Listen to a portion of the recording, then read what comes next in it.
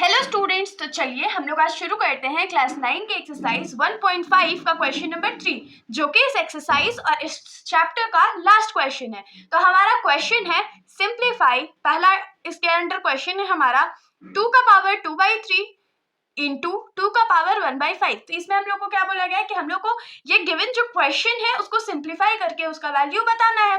तो मैंने अपने एक्सपोनेंट्स या लॉ ऑफ एक्सपोनेंट्स के इंट्रोडक्शन वीडियो में आप लोगों को बताया था ना कि अगर बेस सेम होता है और पावर अलग अलग होता है तो हम लोग बेस को कॉमन लेकर के पावर ऐड कर देते हैं।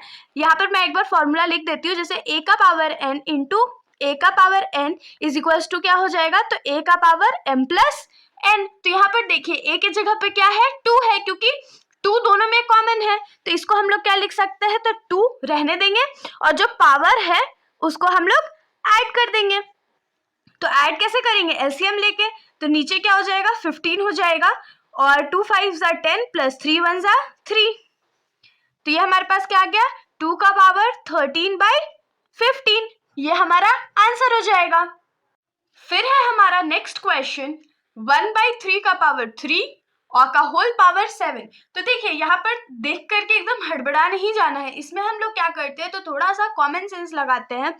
देखिए अगर हम इसको क्या करते हैं, 1 का पावर 3 लिखते हैं और नीचे तो 3 का पावर 3 था, तो कोई डिफरेंस पड़ेगा क्या, नहीं पड़ेगा। क्यों, क्योंकि 1 का पावर 3 तो 1 ही होता है और होल ब्रैकेट क्या हो जाएगा, 7 हो जाएगा। उसके बाद यहाँ से हम लोग पावर 3 को कॉमन ले लेते हैं, तो ये क्या हो जाएगा, 1/3 का पावर 3 का होल पावर 7। और पिछले क्वेश्चन में हमने इसको कैसे सॉल्व किया था, तो जब दो पावर के बीच में कोई साइन नहीं होता है, मतलब इनटू का साइन होता है, तो ये क्या हो जाएगा, 1/3 होल पावर 3 इंटू 7। तो 3 7 सा कितना होता है, तो 21 होता है। तो अब जैसे क्वेश्चन में हम लोग को फॉर्मेट दिया हुआ था वैसे ही हम लोग लिखेंगे। 1 का पावर 21 क्या हो जाएगा, तो 1 ही हो जाएगा, डिवाइडेड बाई 3 का पावर 21 ही रहने देते हैं। तो देखिए आप लोग अगर इस आंसर को यहाँ पर भी लीव करोगे तो चलेगा, वरना अगर मान लीजिए आप लोग को इसको सिंगल डिजिट में लाना तो आप इसको क्या कर सकते हैं, 3 का पावर -21, क्योंकि 1/3 का पावर 21 है, तो इससे बढ़िया हम लोग लिखेंगे उसको 3 का पावर -21। ये हमारा आंसर हो गया।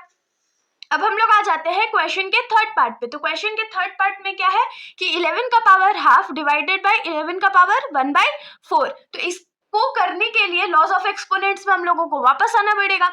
तो उसमें क्या था कि अगर a का पावर m है और फिर से a का पावर n है और दोनों डिवाइड में है, तो पावर क्या हो जाता है, माइनस हो जाता है। तो हम लोग पावर को माइनस कर लेते हैं, तो इसको इक्वल टू 11 तो रहने देंगे और जो पावर है उसको माइनस कर लेंगे, तो 1/2 माइनस 1/4 हो जाएगा।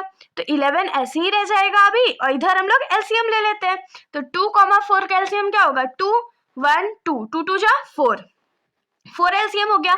2 के टेबल में 4 कितने टाइम्स में आता है, तो 2 टाइम्स में आता है। -4 के टेबल में 4 कितने टाइम्स में आता है, तो 1 टाइम्स में आता है।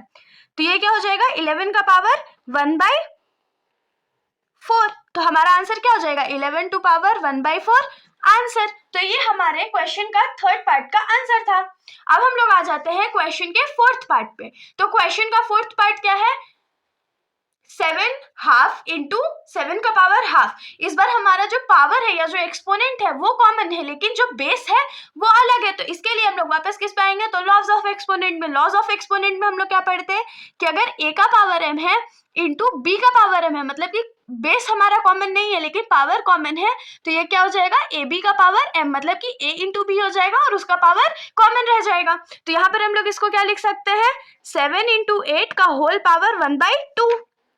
तो ये क्या हो जाएगा, 7 8 कितना होता है, 56 का पावर 1/2 हो जाएगा।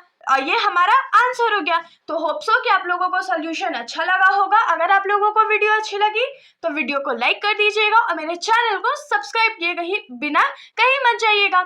तो हम लोग अब मिलेंगे नेक्स्ट चैप्टर के एक्सरसाइजेस में। Thank you.